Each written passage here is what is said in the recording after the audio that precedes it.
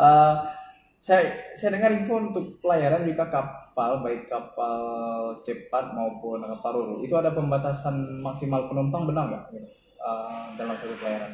Iya, memang dibatasi penumpang itu, kalau saya tidak salah tuh 20% lah dari biasanya itu ya.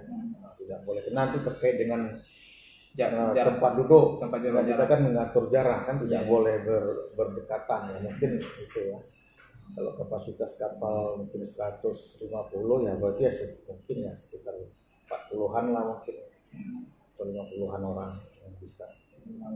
Memang jadi selain, tapi walaupun dibatasi, penumpang nggak pernah ketinggalan ya. Memang dengan dibatasi itu aja tidak mencukupi sebenarnya. Tidak mencukupi kan, karena ketinggalan penumpang, karena memang jumlah keberangkatan memang sangat sedikit.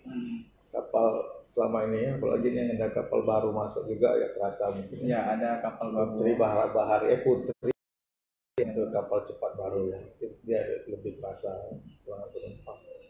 Ya, mereka beroperasi di tengah kondisi seperti ini. Benar. Tentunya di awal-awal saya mereka sudah tidak ada penumpang ya. Memang kena kondisi kan, bukan karena ini kan, karena memang sudah begini secara nasional, mungkin dunia juga mengalaminya. Pak Akil, kondisi sepertinya akan diperkirakan akan berlangsung sampai kapan, atau memang menunggu siap pandemi, atau kapal ini melihat kondisi penumpang, jika penumpangnya ramai mereka menambah trip, atau memang seperti apa nih depannya? Kalau kondisinya kita kan menyesuaikan dengan ketentuan pemerintah nanti, bagaimana nanti dari pemerintah, bila mana pemerintah mengeluarkan bahwa kita sudah daerah hijau atau Indonesia ini sudah hijau, bahkan aktivitas sudah seperti biasa. Nah, mungkin ya perusahaan juga akan menambah kapalnya. Nah, kita tunggu keputusan pemerintah kapan berakhirnya COVID pandemi ini. Ya, berarti aturan-aturan ini masih menyesuaikan sama aturan pemerintah. Tapi kalau penambahan trim ini juga mungkin menyesuaikan sama jumlah penumpang ya. Kalau wisatawannya tetap belum bergeliat mungkin. Ya, tetap saja. Karena Sabang ini lah yang pelayaran ini sangat bergantung memang pada wisatawan ya. Oke, berarti kondisinya sudah ya kita katakan normal, tidak normal seperti hari biasa, tapi pelayarannya tetap ada. Jadi kalau warga mau bepergian setiap hari ada Pak? Setiap hari ada, cuma ya intensitasnya aja, tripnya diperkurang. Jadi kalau dulu bisa berangkat kapan saja, mungkin sekarang waktunya agak lebih, hanya beberapa waktu aja ada pelayaran. Begitu juga pembatasan. Jadi kalau mau masuk ke Sabang walaupun kapalnya berkurang, jadi memang tidak ada antrian, tidak ada seperti di masa-masa Lebaran yang kapal harus menunggu besok untuk berangkat. Karena memang tidak ada penumpang dan tidak ada kendaraan yang masuk, sehingga dominannya itu diisi oleh truk logistik dan material ya. Dominannya. Akil, di pelabuhan juga kita ada lakukan inovasi. Rencana pembelakuan non tunai. Seperti apa sih Pak non tunai itu? Untuk saat ini kita masih dicoba dan juga masih sosialisasi kan. Kita menggunakan kartu non tunai itu pada pintu pelabuhan pintu masuk kan. Ada 3 pintu itu, dari hanggar sama di timbangan. Nah, itu menggunakan kartu. Jadi kartunya juga disediakan di sana, jika nanti pengunjung ingin membeli kartu boleh di konter kita di pelabuhan. Nah, ini masih sosialisasi dan kedepannya kita akan terapkan 100% non tunai untuk masuk ke pelabuhan Lele. Untuk masuk. Dengan pihak kapal ada dicoba ini mungkin pembelian untuk tiket. Ada, kita juga menjual tiket di kita kan kerjasama nih dengan perbankan ya. Beberapa perbankan yang kerjasama kita, mungkin fasilitatornya Bank Indonesia, dan juga ada sama-sama BRI, Mandiri, BNI dan BCA. Itu masing-masing kan punya kartu, ada Brizi, ada Money, mereka punya produk masing-masing, dan semuanya itu terintegrasi untuk masuk ke pelabuhan Lele. Jadi masyarakat bisa memilih produknya. Jadi sekarang masih kita terapkan di parkir ya, masukkan di pintu masuk, di timbangan, dan di hanggar penyimpanan kendaraan. Hanggar juga ada juga. Iya. Ke depan apa lagi yang masih bisa disasar nih, yang biasa ada transaksi di pelabuhan selain 3 ini? Untuk ke depan tuh mungkin nanti di UKM di situ kan mereka sewa, jadi nanti kita pakai barcode aja di pintunya, dan mereka membayarnya langsung ke bank, mereka scan barcode aja nanti. Gitu. Jadi tidak tunai lagi. Lebih bagus juga kalau pihak-pihak pelayaran ini, operator pelayaran juga ikut beralih ya kayaknya. Kita harapkan juga begitu. Iya, tapi ini memang bagian dari program Banda Aceh secara sama. Iya, ini mungkin bagian dari Banda Aceh menuju Banda Smart City. Smart City, ya. Smart City ya. Aceh ini kan sekarang sudah menuju Smart City ya. Semua kita pakai aplikasi, dan itu juga untuk menghindari kebocoran sebenarnya. Kebocoran yang ada bisa lebih berkurang lah. Kalau sudah menggunakan non tunai aplikasi kan lebih tertata ya dari sisi pemasukannya.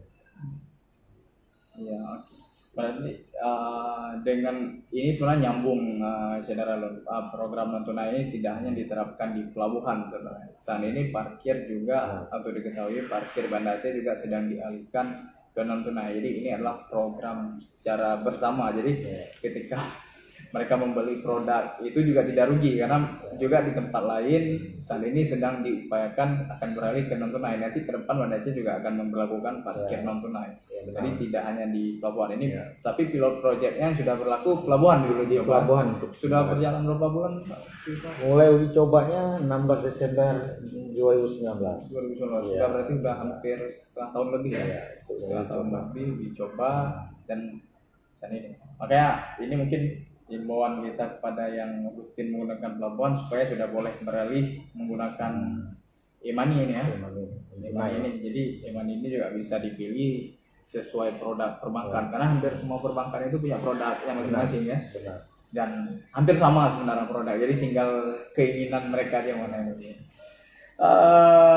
Jadi secara demikian inti dari pembicaraan kita hari ini, bahwa intinya pelayaran ini masih ada, hanya intensitasnya berkurang, dan penumpang di pelabuhan itu memang saat ini cukup sepi, dan kondisi ini Pak Akil sendiri belum bisa memprediksi kan sampai kapan. Mungkin ini kita menyesuaikan sama kondisi COVID ya, kondisi COVID seperti apa ke depannya.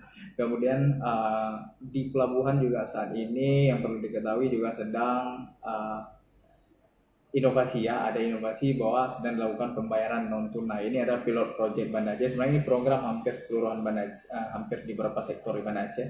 Namun Pelabuhan Uleli jadi pilot project untuk biaya masuk, hanggar dan timbang itu menggunakan pembayaran non tunai. Jadi bagi yang biasa menggunakan Pelabuhan Uleli, mungkin sudah saatnya nih Pak Akil, sudah saatnya beralih menuju penggunaan non tunai, karena ke depan tidak rugi untuk mengalihkan non tunai, karena tidak hanya di pelabuhan tapi di luar pelabuhan beberapa sektor juga akan mulai beralih.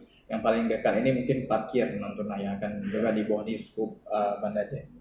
Oke Pak Akil, mungkin di akhir sesi kita bincang-bincang kita hari ini mungkin ada sedikit Pak yang mau disampaikan, closing statement dari Pak Akil tentang pelayanan, tentang inovasi di pelabuhan ini. Ya, kami berharap dari Dinas Perhubungan ya, supaya masyarakat mulai beralih ke non tunai untuk biar sektor distribusi daerah juga bisa terjamin sampai ke tempatnya. Jadi untuk mencegah juga kebocoran-kebocoran yang ada, makanya kita mencoba memotivasi Dinas Perhubungan ini supaya semua penerimaan daerah, khususnya yang di luar Dinas Perhubungan ini, kita menggunakan non tunai. Terutama untuk pelabuhan, untuk masyarakat pengguna jasa pelabuhan, kami sarankan agar dapat menggunakan non tunai. Untuk kartunya dapat dibeli di konter kami di Ulele ataupun di Bank BRI, Mandiri, BCA, kemudian BNI.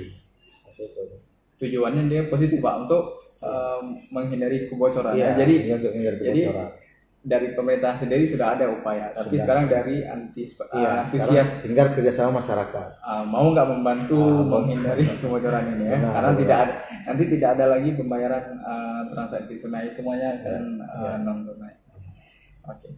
Terima kasih Pak Akil atas waktunya. Mungkin semoga mudah-mudahan program non tunai ini berjalan, semakin banyak warga Banda Aceh maupun warga Sabang yang beralih, karena ini memang sudah saatnya beralih di era seperti ini. Pembayaran non tunai itu sudah semakin diminati.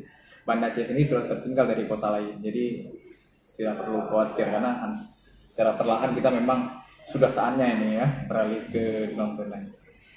Baik, demikian Seralun berbincang-bincang kita hari ini. Kita akan bertemu lagi nanti di bincang-bincang selanjutnya. Terima kasih Pak Akil atas waktunya. Assalamualaikum warahmatullahi wabarakatuh.